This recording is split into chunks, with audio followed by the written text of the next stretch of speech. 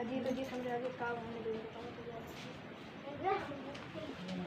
Hello दोस्तों, नमस्ते, जय श्री राम। आप लोग कैसे हैं? हम एक आज सुहाग गीत ले आए हैं बेटी, और आप लोग फुल वॉच करके देखिए। कमेंट में आप लोग जरूर बताना कैसा लगा हमारा गीत।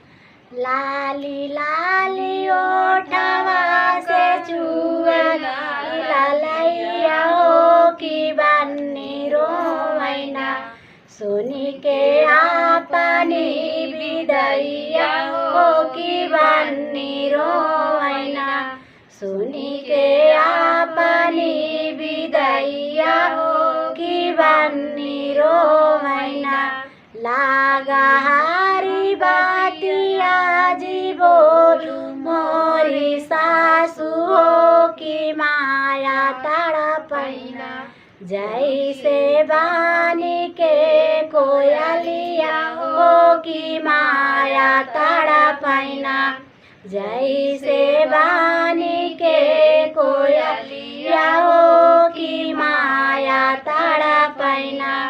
लाली लाली ओठवा से चुअली ललैया हो कि बन्नी रोवैना, सुनी के आपनी विदैया हो कि बन्नी रोवैना। लागार बातिया जी बोलू मोरी चाची हो कि माया तड़पैना, जैसे बान के कोयलिया हो कि माया तड़पैना।